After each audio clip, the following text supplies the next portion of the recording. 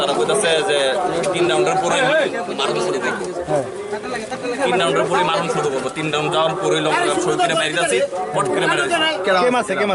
নাম তো আমি জানি না, কিন্তু আমার মোটা করে মানে চেহারা চিনি। আচ্ছা, ঠিক আছে, বটতলা বাজারে দোকান আছে। আচ্ছা, আপনি কোন দলের কাউন্টিং এ? আমি কংগ্রেসের, জাতীয় দল কংগ্রেস। চন্দন ঘোষ, অ্যাডভাইজার চৌন। কি নাম আপনার দাদা? কৃষ্ণেন্দু ঘোষ। আপনার নাম কত নম্বর হলে? আমি আপনার 6 নম্বর হলে। হঠাৎ করে আমি সই করে বাইরে যাচ্ছি, ফট করে মানে বাড়ির জায়গায় এসে বহুত হয়েছে।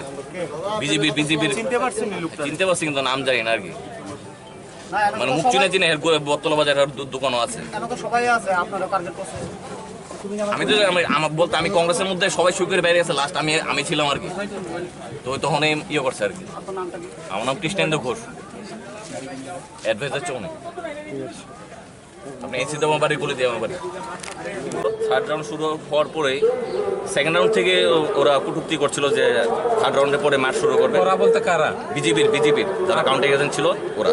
আপনি কোন দলের? আমি জাতীয় কংগ্রেস দলের কাউন্টিং এজেন্ট। হ্যাঁ, 7 রাউন্ড করে আমি ভোটার। তো আমার বাড়ি অ্যাডভাইজার চৌনিতে।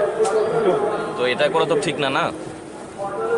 গণতান্ত্রিক অধিকার তো সবারই আছে, তো এরকম করে তো ঠিক না। তার হার জিত তো সবারই হয় না, তো এটা করে তো পরিস্থিতি খারাপ করা তো ঠিক না। আপনার শরীরে ব্লাডের চিহ্ন? হ্যাঁ, আমাকে এখানে মুখে মেরেছে, পিছন দিয়ে মাথাতে মেরেছে। কজন মিলে মেরেছে? কংগ্রেসের মার্জিন বেশি দিকে এরকম করছে। আর কংগ্রেস ওরা দেখেছে যে সিপিএম থেকে কংগ্রেস খুব ফাইট করছে ওদের সাথে, মার্জিন বেশি, তার জন্য ওদের আরো খেপে গেছে। কারণ রিপুল যেখানে হয়েছে ওখানে কংগ্রেস পেয়েছে 357টা ভোট, আর বিজেপি সিঙ্গেল 97 ভোট পেয়েছে। ওতে ওরা খেপে গেছে।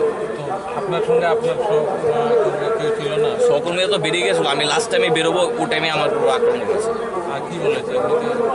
বহুত হয়েছে বাইরে যা, বহুত হয়েছে কাউন্টিং করি। আপনার নামটা কি? আমার নাম কৃষ্ণেন্দু ঘোষ, বাড়ি কোথায়? বাড়ি অ্যাডভাইজার চৌনি।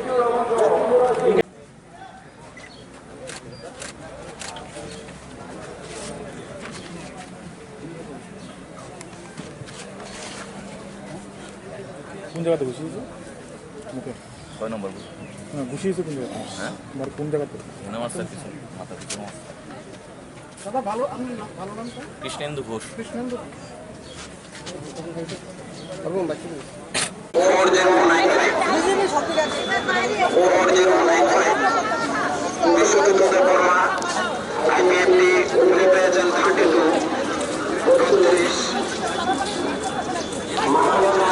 আমরা রং টং কিছু না না গেলে আমরা